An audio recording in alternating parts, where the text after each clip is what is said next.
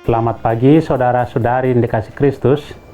Mari kita mengawali hari baru dengan mendengarkan firman Tuhan yang diambil dari Injil Yohanes bab 2 ayat 13 sampai dengan 22.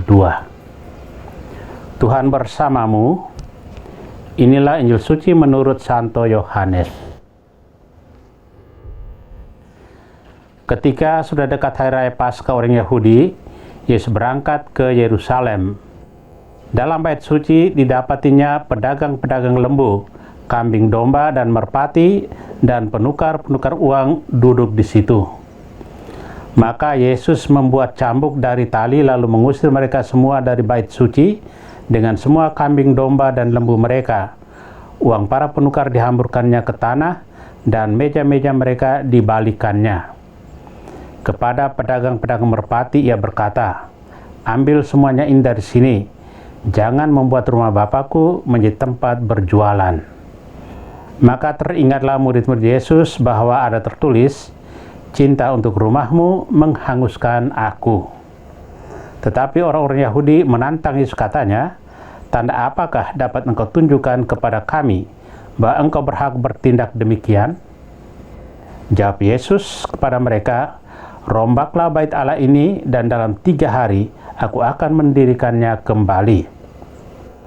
Lalu kata orang Yahudi kepadanya, 46 tahun orang mendirikan bait Allah ini, dan engkau dapat membangunnya dalam 3 hari? Tetapi yang dimaksudkan Yesus dengan bait Allah ialah tubuhnya sendiri. Sesudah Yesus bangkit dari antara orang mati, barulah teringat oleh murid-muridnya bahwa hal itu telah dikatakannya. Maka percayalah mereka akan kitab suci dan akan perkataan yang telah diucapkan Yesus. Demikianlah sabda Tuhan. Saudara-saudari yang dikasih Kristus, tema yang akan kita renungkan hari ini, rumah Tuhan. Suasana rumah terkadang menentukan suasana hati kita. Rumah yang bersih dan nyaman membuat penghuninya betah untuk tinggal di dalamnya. Sebaliknya, rumah yang tidak terawat dengan baik membuat penghuninya tidak betah dan tidak nyaman. Demikian juga dengan tubuh kita. Ketika tubuh seseorang terawat dengan baik, maka suasana hatinya pun akan nyaman. Tetapi, ketika tubuh kita kotor, kita sendiri tentu merasa tidak nyaman, apalagi orang lain yang berada dekat kita. Dengan demikian, tubuh perlu dirawat karena di dalam tubuh yang sehat itu terdapat jiwa yang kuat.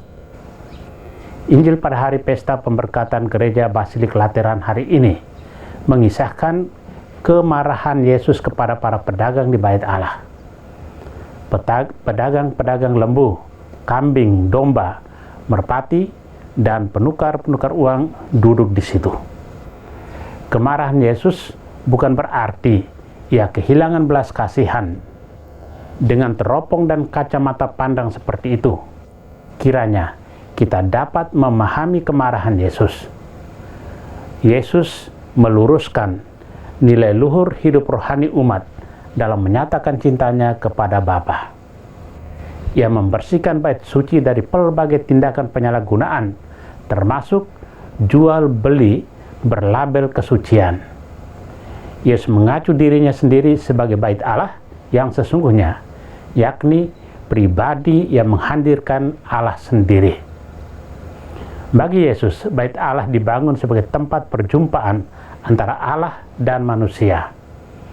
Bait Allah adalah tempat berdoa, tempat keheningan, dan setiap orang dapat menimba inspirasi bagi hidupnya.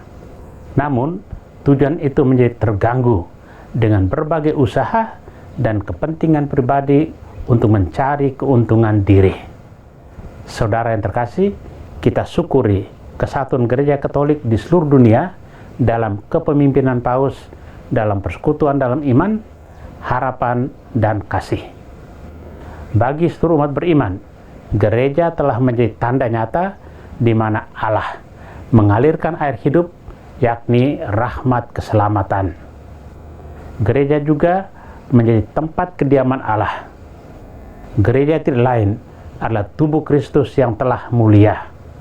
Maka, sebagai anggota gereja, kita dipanggil untuk menyerupai hidup Yesus sendiri yang selalu menghadirkan rahmat keselamatan bagi semua orang dan membawa orang pada perjumpaan dengan Allah.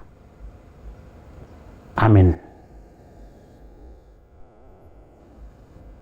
Marilah kita berdoa. Tuhan, pagi ini kembali kami naikkan syukur dalam doa dan permohonan. Terima kasih sudah menjaga kami saat tidur maupun bangun. Terima kasih untuk udara sejuk dan segar pagi ini. Tuhan, kami hendak beraktivitas. Kami mohon tuntunan dan pemeliharaan-Mu. Jauhkanlah kami dari yang jahat dan berilah kami kekuatan dan kesehatan. Ajarlah kami untuk saling mengasihi dan mengampuni.